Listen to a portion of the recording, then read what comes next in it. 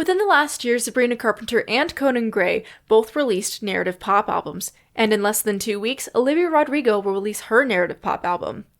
But what is narrative pop, and why has it come back to the mainstream world? We're breaking down what led to the resurgence of narrative pop, and how listening to these albums will reinforce the importance of listening to albums in track order. Welcome to the Music by Mads podcast, the music podcast for mainstream music lovers.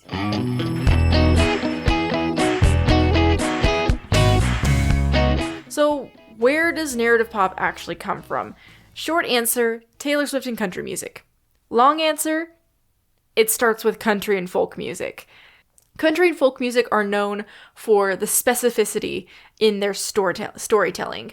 So they take lots of intimate details about their lives and put them into the lyrics of their songs, giving it a very specific air. Like Noah Kahan is a great example of recent folk music being super specific. He's talking about very specific details of his life in a mainstream format. There you go. Obviously, storytelling. Taylor Swift was big on storytelling. She started in country. She would put all of these details into her songs and these little lines, one-off lines that don't seem important but help the world building so much. Then she transitioned over to pop. She then brought the specifics of country and folk music into the mainstream world of pop. And that is where we get the narrative pop album. So I don't even know if it's an official term. Let's be honest here. I think I made it up. But narrative pop is so fun. I think it's the funnest thing in the world to have a narrative pop album. And what I mean by that is an album where throughout the entire track list, you're telling an overarching story. So I've got three examples we're going to talk about. We're going to talk about Man's Best Friend by Sabrina Carpenter, Wishbone by Conan, and Olivia Rodrigo's upcoming album, You Seem So Sad. You Seem Pretty Sad for a Girl So in Love. I always mess up on that title. Those are what we're going to talk about in a moment. But I got to really define what narrative pop is. So we've got, let's say, 12 tracks on an album. Overarching storyline. So it's got a beginning, middle, and end, basically, is what I'm trying to say. There is a story being told. That's all I'm trying to say. And I went really roundabout with it. So, let's dive into our first example, which is Wishbone by Conan, including the deluxe version that just came out a little while back. So this is an album that takes you through the story of a previous relationship. Actor, which is the first track on the album, serves as an introduction. So we aren't going necessarily in chronological order from the very start. Chronological order does not start until track 2 with this album, which is this song. Where we're starting is a reminiscent, reflective track. A very reflective, introspective track where he's talking about how it's ended, it's all done, but this other person is a better actor than he is, and they can pretend it's fine. And then we take a time dump. Wow, okay. A time jump back to this song, which I think is the most love-filled song of the album. I don't want to say that that's objectively true, but I feel like this is the happiest song. I wrote this song for you, something I wish you knew. And maybe this is still a reminiscing thing where he's looking back on the relationship, but it feels very much like a beginning for this relationship. And then we just go downhill from there. We've got Vodka Cranberry, where they're taking a break, February 4th through the 16th of May, 15th of May? February 4th through the 16th of May, 15th of May. Maybe it's 15th. I think it's 15th.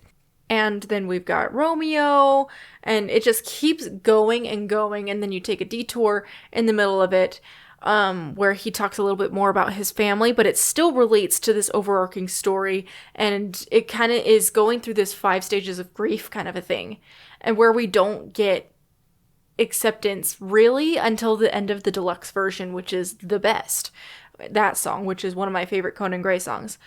it supposedly resolves with care at the end of the standard version, but with the deluxe we see that it was really just like waiting for this new chapter of acceptance and resurgence, to use that word again, of like these emotions, and trying to go back and figure it all out again after your head is cleared and after he's written this album and it's out there. It's like taking a chance to reframe it in his own mind. So we start with "You're a much better actor than me" is kind of the last line of that song. He cuts it off. He does an unfinished sentence, which he loves to do. And he does that again in the very last track of the Wishbone era, which is the best. Like, I finally wish you the best.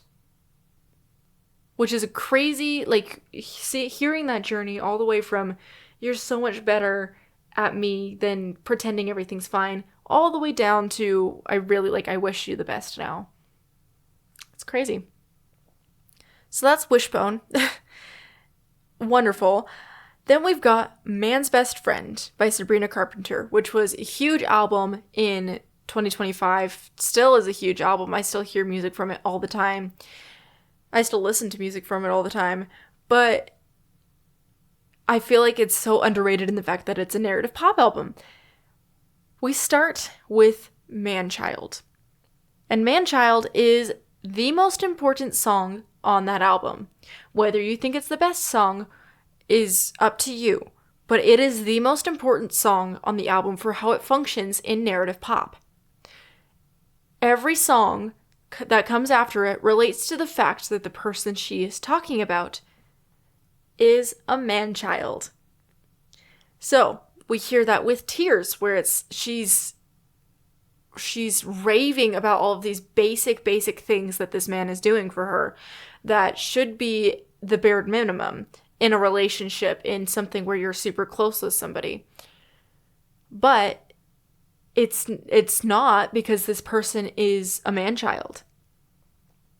And it keeps going, like, my man on his willpower. All of a sudden, he doesn't love me anymore, and he's not as connected to me as I was. This person's a man-child. That's why it connects. Like, this is how the entire album explains itself, is through man-child.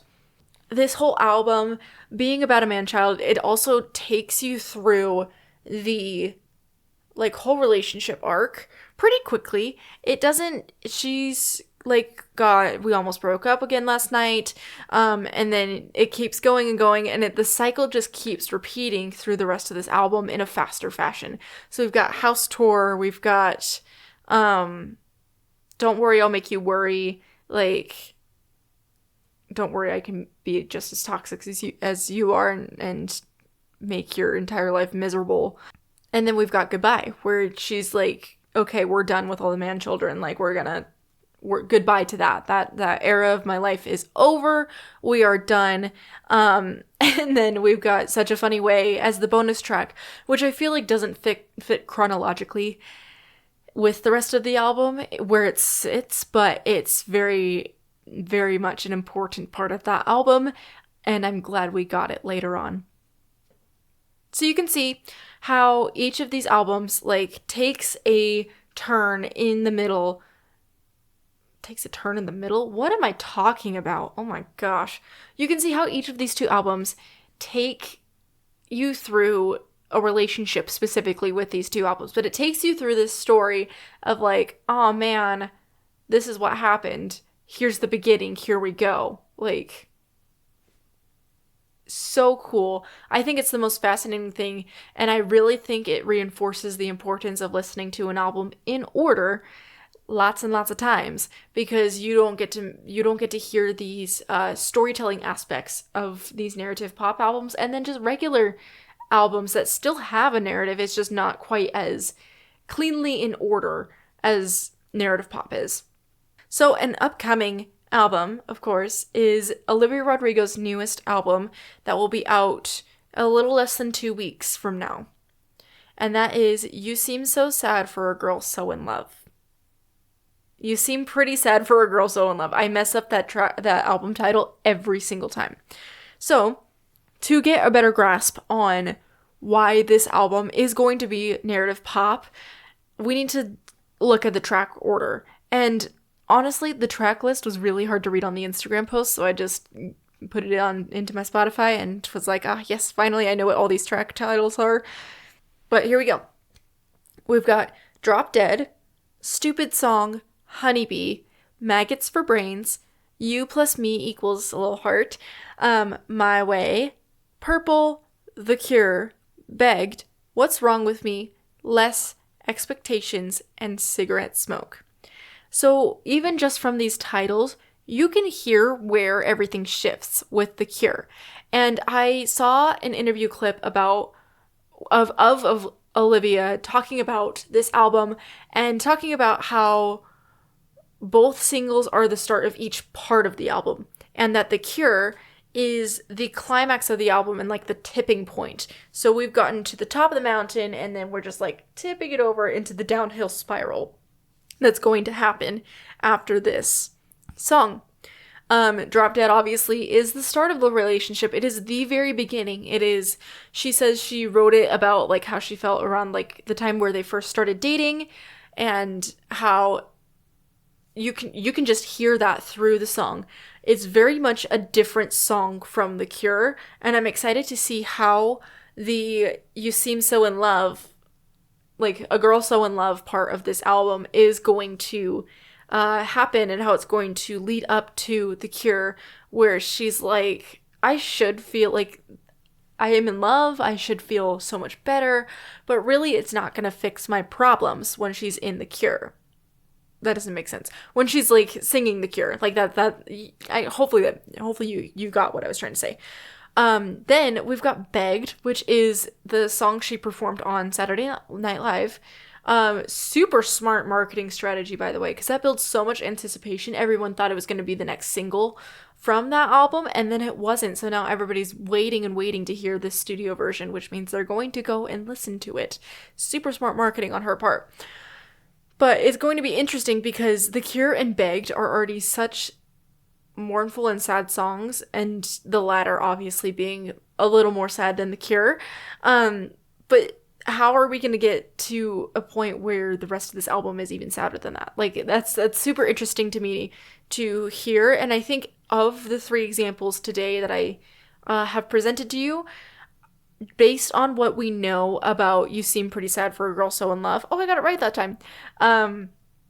Based on what we know about it, this is going to be the strongest example of narrative pop that we've seen in a long while.